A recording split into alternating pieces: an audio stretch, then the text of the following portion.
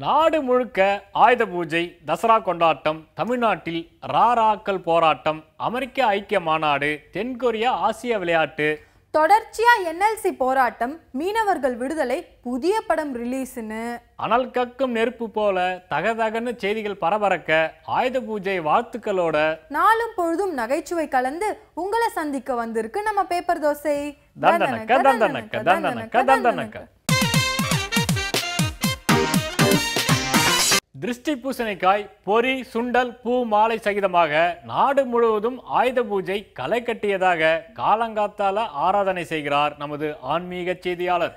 அண்ணல் காந்தியின் பிறந்த நாளை முன்னிட்டு வாழ்த்து சொன்ன தலைவர்கள் மாலை மரியாதை செய்ய கிளம்பிவிட்டதாக அஹிம்சை வழியில் நடக்கிறார் நமது தேசபக்தி செய்தியாளர். நாடு முழுவதும் அரசு அலுவலகங்களில் குப்பை கூலங்களை ஒழித்து கட்டும் சுத்தமான இந்தியா திட்டம் ஜெகஜோதியாக தொடங்கியுள்ளதாக தூசி தட்டுகிறார் நமது புத்தம் புதிய செய்தியாளர். 5 நாள் பயணமாக அமெரிக்கா போன பிரதமர் மோடி வெள்ளை மாளிகையில் தாம் சந்தித்த மகிழ்ச்சியான தருணங்களை எல்லாம் தொகுத்து குறிப்பு ஒன்றை எழுதி வந்ததாக அரக்க பறக்க குறிக்கிறார் நமது அமெரிக்க செய்தியாளர். அக்டோபர் 5ஆம் தேதிக்கு பதிலாக 6ஆம் தேதி அன்று பக்ரீத் பண்டிகை கொண்டாடப்படுவதால் அரசு பொது விடுமுறையும் மாற்றப்பட்டுள்ளதாக அரசாணை செய்தி சொல்கிறார் நமது பொது விடுமுறை செய்தியாளர். ஜெயலலிதாவின் ஜாமீன் மனுவை விசாரிக்காமலேயே ஒத்திவைத்த நீதிபதியின் செயல் அதிர்ச்சி அளிக்கிறது. எனவே பிரதமர் மோடி இதில் நேரடியாக தலையிட வேண்டும் என்று மூத்த வக்கீல் ராம்ஜெத் மலானி கோரியுள்ளதாக செய்தி சொல்கிறார் நமது பெங்களூரு செய்தியாளர். தமிழ்நாடு, கர்நாடகா என இரு மாநிலங்களின் தலைநகராக பெங்களூரு மாறிவிட்டது என பாலிவுட் இயக்குனர் ராம்கோபால் வர்மா ட்விட்டரில் நையாண்டி செய்துள்ள விவகாரம் அதிமுகவினரை கொதிக்க வைத்துள்ளதாக தலை தெறிக்க ஓடி வருகிறார் நமது சுடுதண்ணீர் செய்தியாளர். பீகாரில் நவராத்திரி விழா பாட்டு கச்சேரியில் கலவர கச்சேரி அரங்கேற பீகார் அமைச்சர் வினய் பிகாரி பெட்ரோல் குண்டு வீச்சில் உயிர் தப்பியதாக பதறி வருகிறார் நமது கொண்டாட்ட செய்தியாளர். ஊபியில் ராணுவ ஹெலிகாப்டர் விபத்துக்குள்ளான செய்தி கேட்டு குடியரசுத் தலைவர், பிரதமர் உள்ளிட்ட தலைவர் இரங்கல் தெரிவித்துள்ளதாக சோகச் செய்தி சொல்கிறார் நமது முப்படை செய்தியாளர். கொடைக்கானல் ஏரியில் படகு சவாரி நிறுத்தப்பட்டுள்ளதாகவும் ஊட்டியில் மலை ரயில் போக்குவரத்து துவங்கியுள்ளதாகவும் சுற்றுலா செய்தி சொல்கிறார் நமது ஓசியில் ஊர் சுற்றும் செய்தியாளர். ஆசிய விளையாட்டு குத்துச்சண்டை போட்டியில் இந்திய வீராங்கனை சரிதா தேவி தோல்வி அடைந்ததாக தவறான தீர்ப்பு வழங்கப்பட்டதாக கூறி சர்வதேச குத்துச்சண்டை தொழில்நுட்ப கமிட்டியை கண்டித்து சரிதா தேவி பதக்க மேடையில் வெண்கல பதக்கத்தை அணிய மறுத்துவிட்டதாக புறக்கணிப்பு செய்தி சொல்கிறார் நமது பரபரப்பு செய்தியாளர். 5 முறை உலக சாம்பியன் பட்டம் வென்ற குத்துச்சண்டை வீராங்கனை மேரி கோம் ஆசிய போட்டியில் தங்கம் வென்றது பெருமையாக உள்ளது என அவரது வாழ்க்கை வரலாற்று படத்தில் நடித்த பிரியங்கா சோப்ரா உருகியதாக ட்விட்டர் செய்தி சொல்கிறார் நமது ஆன்லைன் அப்டேட் செய்தியாளர் என்று கூறிக்கொண்டு நாங்களும் அடுத்த செய்திக்கு தாவுகிறோம். வெள்ளியா, தங்கம்மா, வெண்கலமா, ஒண்ணுமில்லாத வெறுங்கையான்னு ஆசிய போட்டிக்கு போன வீரதீர படையை எதிர்பார்த்து காத்திருக்க குத்து சண்டையில இந்தியாவின் மேரிக்கும் தங்கத்தை தட்டி பறிக்க நான் மட்டும் குறைச்சலான்னு வட்டு எரிஞ்சு தங்கம் வென்ற தங்கத்தை தாங்க இப்ப நம்ம பார்க்க போறோம். ஆசிய விளையாட்டு போட்டிகளில் அடுக்கடுக்கா பதக்கங்களை ஜெயிச்சு வெற்றி பட்டியலில் முன்னேறிக்கிட்டு இருக்கு இந்தியா. ஆடவருக்கான வட்டு எறிதல் பிரிவில் இந்தியாவைச் சேர்ந்த விகாஸ் கவுடா வெள்ளி பதக்கம் ஜெயிச்சிருக்காருங்க. அதே மாதிரி மகளிருக்கான வட்டு எறிதல் பிரிவில் இந்தியாவைச் சேர்ந்த சீமா புனியா தங்கம் ஜெயிச்சிருக்காங்க. அதிகபட்சமாக 61 மீட்டர் தூரத்துக்கு வட்டை எறிஞ்சு முதலிடம் பிடிச்சிருக்காங்க சீமா. போன 2 ஆசிய போட்டிகளில் பங்கேற்காத சீமா இப்போ முதல் சுற்றிலேயே 55 மீட்டர் தூரமும் 4வது சுற்றில் 61 மீட்டர் தூரமும் வட்டை எறிஞ்சு அசத்தியிருக்காங்க. ஹரியானா மாநிலத்தில் பிறந்த சீமா புனியா தன்னோட 11வது வயதிலேயே ஓட்டம், நீளம் தாண்டுதல், தடை தாண்டுதல்னு பல போட்டிகளில் பலே கில்லாடின்னு பேர் எடுத்தவங்க. ஹரியானா மாநிலத்தின் பிரசித்தி பெற்ற விளையாட்டு வீராங்கனையாக திகழும் சீமாவுக்கு அந்த மாநிலத்தின் மிக உயரிய விருதாக கருதப்படுற பீம் விருது கொடுத்து கௌரவிச்சிருக்கு ஹரியானா மாநிலம். 2006ஆம் ஆண்டு காமன்வெல்த் போட்டிகளில் வெள்ளி பதக்கம் வென்ற சீமா 2010 காமன்வெல்த் போட்டிகளில் வெண்கலம், 2012 லண்டன் ஒலிம்பிக்ஸில் 13வது இடத்தையும் பிடிச்சிருக்காங்க. கிளாஸ்கோவில் நடந்த காமன்வெல்த் விளையாட்டு போட்டிகளில் மகளிருக்கான வட்டு எறிதல் போட்டி நடந்துட்டு இருக்கும்போது மழை பெஞ்சிருக்கு. வட்டு எறிதல் வீரர்கள் வழக்கமாக 2 ஜோடி ஷூக்களை வச்சுருப்பாங்க. ஆனால் அப்போ சீமா கிட்ட மாற்று ஜோடி ஷூ இல்லை. ஒரே ஒரு ஜோடி ஷூவை மட்டும் அணிஞ்சு போட்டியில் விளையாடி இந்தியாவுக்காக வெள்ளி பதக்கம் வாங்கி தந்திருக்காங்க சீமா. இப்போ தங்கம் வாங்கின கையோட பேட்டி கொடுத்த சீமா, முன்னாடி காமன்வெல்த்தில் விளையாடுற சமயம் எங்கிட்ட போதிய பண வசதி இல்லாததால் மாற்று ஷூ கூட வாங்க முடியல. ஆனால் இப்போ ஆசிய விளையாட்டு போட்டிகள் நடக்கிற இன்ச்சியானில் தட்பவெட்பநிலை ரொம்ப கடினமாக இருக்கும்னு சொன்னாங்க. அதை சமாளிக்க மாற்று ஷூக்களை கொண்டு வந்தேன். அதுதான் என் வெற்றிக்கு உறுதுணையாக இருந்துச்சுன்னு சொன்னவங்க, கடந்த 2 ஆசிய போட்டிகளில் என்னால் விளையாட முடியல. அதனால் எப்படியாவது இந்த ஆசிய விளையாட்டில் பதக்கம் ஜெயிக்கணும்னு உறுதியாக இருந்தேன். ஒரு வழியாக 3 வருஷ உழைப்புக்கு பலன் கிடைச்சிருக்குன்னு பதக்கத்தை கடித்தபடியே பேசியிருக்காங்க சீமா. சீமாவோட வட்டு 8 உயரங்களை இனியும் எட்டணும்னு வாழ்த்துவோம். கணம் நீதிபதி அவர்களின் தீர்ப்பு, நீதித்துறையின் செயல்பாடு அனைத்துமே திட்டமிட்ட சதி செயலாகத்தான் தெரிகிறது. இப்படி நீட்டி முழக்கி ரத்தங்கள் எல்லாம் கொதிச்சு எழ ஜெயலலிதா வழக்கு, சோனியா வழக்கு, ராகுல் வழக்கு, அந்த ஜி வழக்கு, இந்த ஜி வழக்குன்னு அரசியல் கலேபரங்களுக்கு மத்தியில வந்த கடமைக்கு நச்சுன்னு 4 கருத்துக்களை அள்ளி விடுறாங்க நம்ம பிரபலங்க.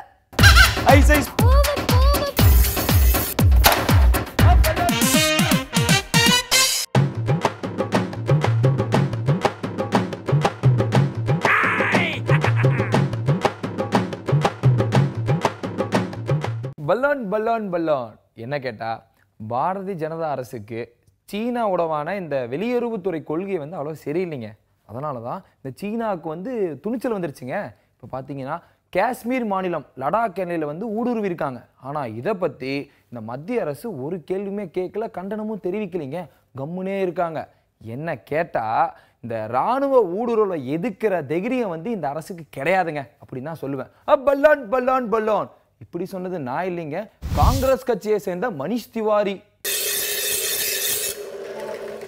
பாரதிய ஜனதாவோட வெற்றியை அலசி பார்த்தா ஒரு உண்மை நம்ம எல்லாருக்கும் நல்லா புரியுங்க. என்ன அப்படின்னு பார்த்தீங்கன்னா, இந்தியாவில் ஹிந்தி பேசுகிற ஒரு 11 மாநிலங்கள் இருக்குங்க. அங்கே மட்டும்தான் அவங்க 89% வாக்குகள் வாங்கியிருக்காங்க. அதே ஹிந்தி பேசாத மற்ற மாநிலங்கள் இருக்கு இல்லையா, நம்ம தமிழ்நாடு மாதிரி மாநிலம், அங்கெல்லாம் வெறும் 23% வாக்குகள் தாங்க வாங்கியிருக்காங்க. இவங்க என்ன பிளான் பண்ணியிருக்காங்கன்னா, அந்த 11 மாநிலத்தில் ஜெயிச்சாவே ஆட்சியை பிடிச்சிடலாம் அப்படின்னு பிளான் பண்ணியிருக்காங்க. அதுக்காகத்தான் ஹிந்திக்கும் முக்கியத்துவம் கொடுக்குறாங்க. நான் ஒன்று சொல்கிறேங்க, இந்த மாற்றான் தாய் மனப்பான்மையோட அந்த 11 மாநிலங்களுக்கு மட்டும் நீங்கள் இந்த திட்டங்கள்லாம் பண்ணீங்க வைங்களேன், அவ்வளவு நல்லா இருக்காது, பின்விளைவுகள் ரொம்ப மோசமாக இருக்கும். இது எல்லாத்துக்கும் மேலே அதிகாரங்கள் எல்லாத்தையும் பிரதமரே வச்சுக்கிறது நியாயமா? இல்லை தெரியாமல் கேட்குறேன் சொல்லுங்க. அது அந்த அளவுக்கு நல்லாவும் இல்லை, அவ்வளவுதான். அண்ணாச்சி ஏன் அவங்களோட வெற்றி வியூகத்தை இப்படித்தான் அப்படின்னு சொன்னவங்க இந்த சிதம்பரம் இருக்காங்களா? ஏன் அவங்க தான். எல்லாருக்கும் வணக்கம் மக்களே. தமிழ்நாட்டு மக்களுக்கு ஆளுங்கட்சி மேல இருக்க நம்பிக்கையே போயிடுச்சுங்க. இப்ப முக்காவாசி பாத்தீங்கன்னா அவங்க ஆளுங்கட்சிக்கு எதிரான மனநிலையில் தான் இருக்கிறாங்க. அதனால தான் நடந்து முடிஞ்ச இடைத்தேர்தலில் பாதி மக்கள் ஓட்டு போடவே வரல. இப்போ சமீபத்தில் இந்தியா முழுக்க மக்களவை மற்றும் சட்டப்பேரவை இடைத்தேர்தலில் எல்லா மாநிலங்களையும் எதிர்கட்சிக்காரங்க அதிக அளவு ஜெயிச்சாங்க. நம்ம ஆளுங்கட்சிக்காரங்க நிறைய பேர் தோத்து போனாங்க. இது உலகறிஞ்ச விஷயம்தான். ஆனால் நம்ம தமிழ்நாட்டில் மட்டும் பார்த்தீங்கன்னா எப்போ இடைத்தேர்தல் வச்சாலுமே அப்போ இருக்கிற ஆளுங்கட்சிக்காரங்க ஏதாவது ஒரு முறைகேடு செஞ்சு அவங்க ஜெயிச்சிடுறாங்க. இந்த நிலைமை கண்டிப்பாக மாறணும். அந்த நிலைமை மாற நேரம் ரொம்ப தூரத்தில் வரட்டுமா மக்களே? ஐஸ் பாலைஸ் கப்பைஸ் இந்த மாதிரி இந்த நிலைமை கண்டிப்பாக மாறுங்க. அது இந்த காலம் ரொம்ப தூரத்தில் இல்லை அப்படின்னு சொன்னது நான் இல்லைங்க, தேமுதிக தலைவர் விஜயகாந்த். ஐஸ் பாலைஸ் கப்பைஸ் குச்சாய்ஸ். பூவு பூவு பூவு, முல்லைப்பூ, மல்லிப்பூ, ஜாதிப்பூ, கனகாம்பரம், பூ வாங்கலையோ பூவு. தமிழ்நாட்டில் இந்த மின்வெட்டுனால சிறு குறு தொழில் நிறுவனங்கள் மட்டும் இல்லாமல் பெரிய தொழிற்சாலைகள்லாம் கூட தன்னுடைய உற்பத்தியை இழந்து நலிவடைஞ்சிருக்கிற சூழ்நிலை இன்னைக்கு நிலவிட்டு இருக்கு. அப்புறம் பார்த்தீங்க அப்படின்னா, இந்த மின் கட்டண உயர்வு பற்றி மக்கள் கிட்ட கருத்து கணிப்பு கேட்டதா தமிழ்நாடு மின்சார ஒழுங்குமுறை ஆணையம் வந்து சமீபத்தில் சொல்லியிருக்காங்க. ஆனால் ஒரு விஷயங்க, கடந்த 2010 இன்ன வரையும் அவங்க கருத்து கணிப்பு எடுத்திருக்காங்க. ஆனால் அந்த கருத்து கணிப்பு வெறும் கண் துடைப்பாக மட்டும்தான் இருந்திருக்கு. ஏன் சொல்கிறேன் அப்படின்னா, மக்களுடைய எதிர்ப்புகளோ இல்லை அவங்களுடைய குரல்களோ இந்த அறிக்கையில் எந்த ஒரு சமயமும் எதிரொலிச்சதே கிடையாது. அதனால தான் சொல்கிறேன், இந்த தடவையாவது மின் கட்டண உயர்வு பற்றி அவங்க விட்டுருக்கிற அறிக்கையை திரும்ப பெறணும் அப்படின்றது தான் கேட்டுக்கிறேன். பூவு பூவு பூவு. ஆட இப்படி சொன்னது யாருன்னு கேட்குறீங்களா? வேற யாரு? மதிமுகவுடைய வைகோ. பல்லான் ரொம்ப பிரம்மாண்டமாக நடந்த ஐ படத்தோட இசை வெளியீட்டு விழாவில் நான் கலந்துக்க முடியாதுன்னு ஏற்கனவே என்னோட ப்ரொடியூசர்கிட்ட நான் சொல்லிட்டேங்க. என்னை பொறுத்த வரைக்கும் இந்த மாதிரி ரொம்ப செலவு பண்ணி நடத்துகிற விழாக்களில் எனக்கு அவ்வளோவா நம்பிக்கை கிடையாதுங்க. ஆனால் ஒன்றுங்க, கண்டிப்பாக ஐ படத்தோட ப்ரொமோஷன் விழாவிலலாம் நான் கண்டிப்பாக இருப்பேங்க. பல்லான் இப்படி சொன்னது நான் இல்லைங்க, நடிகர் சுரேஷ் கோபி.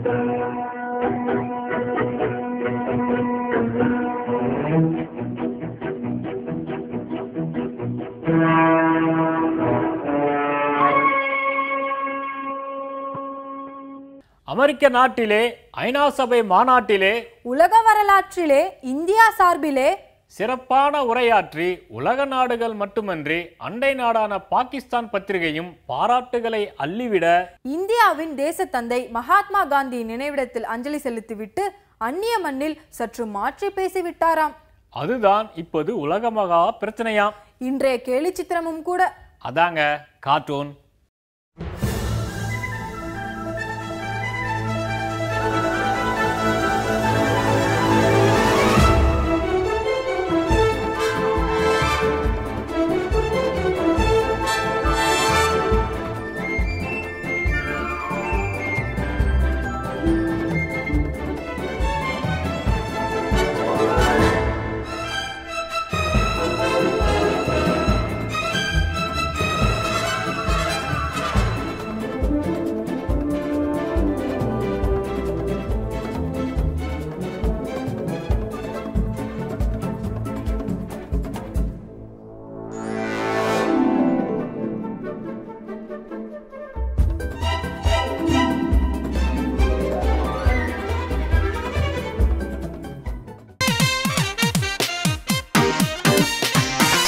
பொதுக்கூட்டத்துல தெருமுனையில மாநாட்டுல பேசும் தலைவரை பார்த்திருக்கலாம். நடைப்பயணத்தில் நடந்து கொண்டே பேசும் தலைவரை, ஏன் பேரணியில் ஓடிக்கொண்டே பேசும் தலைவரை பார்த்திருக்கலாம். ஆளே இல்லாத வெட்டவெளி வீதியில் நட்ட நடுவில் நின்று கொண்டு காட்டு கத்தல் கத்தும் நமது மாண்புமிகு இடிதாங்கியின் பேச்சை ஒரு தடவையாச்சும் கேட்டிருக்கிறீர்களா?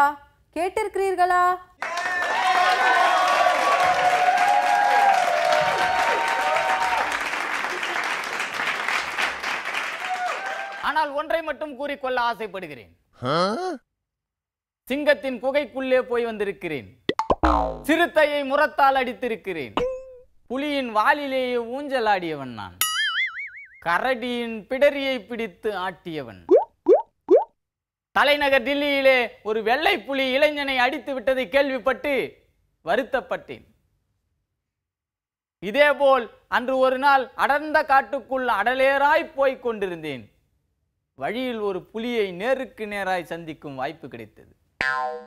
பாய்ந்து வந்து புலியை பார்த்து பின்னங்கால் பிடரியிலே அடிக்க குப்புற அடித்து ஓடிய என்னை ஒரு முட்புதருக்குள் வைத்து வளைத்து விட்டது. ஆனால் சிறிது கூட அச்சப்படாமல் அழுது புலம்பினேன். அந்த புலி என் உடம்பில் இருக்கும் சதைப்பகுதியை ஆய்ந்து விட்டு 4 கிலோ கூட தேராது என்று காரி துப்பி விட்டு போய்விட்டது. புலிக்கே புதிர் போட்டு கிளியை ஊட்டியவன் இந்த இடிதாங்கி. அப்படிப்பட்ட நான் இன்று வரலாற்று சிறப்பு வாய்ந்த ஒரு முடிவெடுத்திருக்கிறேன் என்று சொன்னால் அது சாதாரண முடிவல்ல.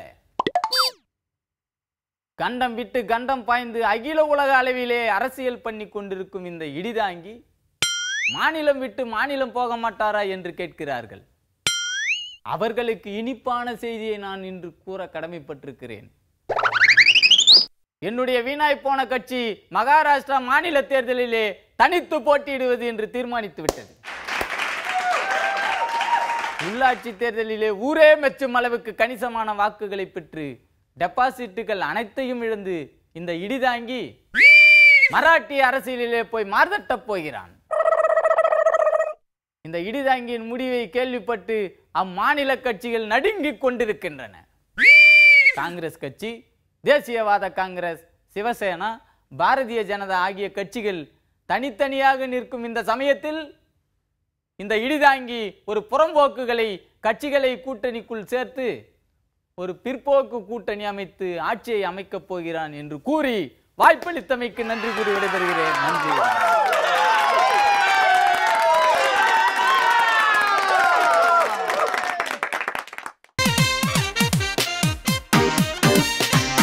உலக நாடுகளை எல்லாம் ஆட்டி படைக்கும் வல்லரசு நாடான அமெரிக்காவோடு கட்டிப்பிடித்து ஒட்டு உறவு என நட்பு பாராட்டி உங்களோடு நண்பராய் படை திரட்டி போருக்கு வருகிறோம் என்று கூட்டறிக்கை வெளியிட்டு நாடு திரும்பியுள்ளார் நமது பிரதமர். நம்ம பண்டிகை கால ரிலீஸுங்க.